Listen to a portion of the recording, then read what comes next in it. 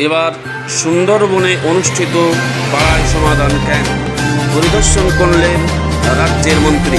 উত্তর ২৪ পরগনা জেলার বসিরহাট মহকুমার মিনাখা ব্লকের চাঁপারি অঞ্চলে অনুষ্ঠিত হলো আমাদের পাড়া আমাদের সমাধান বিশেষ ক্যাম্প। আর এই বিশেষ ক্যাম্প চলাকালীন ক্যাম্প পরিদর্শন করেন রাজ্যের মন্ত্রী তাজমুল হোসেন। তিনি ক্যাম্প পরিদর্শন করে বলেন, বাংলায় শুরু হয়েছে আমাদের পাড়া আমাদের সমাধান। এই কর্মসূচি সত্যি নজিরবিহীন ভারতবর্ষে। এদিকে মিনাখা ১২২ বিধানসভা মিনাখা ব্লক 2 অন্তর্গত চাঁপারি গ্রাম পঞ্চায়েতের ১৫০ ও ১৫১ নম্বর বুথে ক্যাম্প পরিদর্শন করলেন।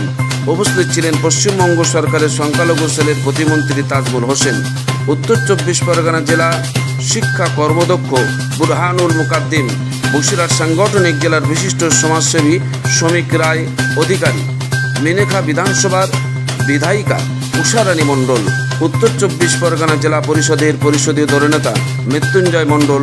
এছাড়া উপস্থিত ছিলেন মিনাখা ২ নম্বর ব্লকের অন্যতম বিশিষ্ট সমাজসেবী তৃণমূল তাজ উদ্দিন মোল্লা, পাশাপাশি স্থানীয় সমাজসেবী সমীরণ মণ্ডল, মিনাখা পঞ্চায়েত সমিতির সভাপতি সাইফুদ্দিন মোল্লা, সহসভাপতি অমরেশ গাইন, কর্মদক্ষ মাসুদ আলী মোল্লা থেকে শুরু করে শিক্ষা কর্মদক্ষ নিমাই ঘোষ, অঞ্চলের প্রধান আমিনা বিবি, উপপ্রধান অঞ্চল সভাপতি আজিজুল গাজী, জেলা পরিষদের সদস্য পাপিয়াবর প্রামাণিক, এলাকার অন্যতম সমাজসেবী আশরাফুল লস্কর, হামিদ মোল্লা, সর্বোপরি মিনাখা বিডিও সেলিম হাবিব সর্দার এবং সরকারি আধিকারিকগণ বিশেষ ক্যাম্প পরিদর্শন করে মন্ত্রীসহ বিশিষ্টজনেরা বলেন, সাধারণ মানুষ নিজের পাড়া উন্নয়নের সিদ্ধান্ত নিচ্ছেন নিজেই।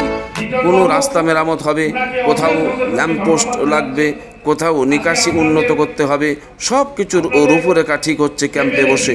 সাধারণ মানুষ নিজেদের অভাব অভিযোগ নিয়ে আসছে আমাদের পাড়া আমাদের সমাধান ক্যাম্পে। সাধারণ মানুষকে শুভেচ্ছা এবং অভিনন্দন জানালাম। আমাদের আধিকারিক বিডিও সাহেব উপস্থিত আছেন, আমাদের যুব সভাপতি উপস্থিত আছেন, এখানে জেলা পরিষদের সদস্য উপস্থিত আছেন, আমাদের প্রধান সাহেবা থেকে শুরু করে যারা যে উপস্থিত আছেন, আপনি প্রত্যেককে শ্রদ্ধা নমস্কার আদাব।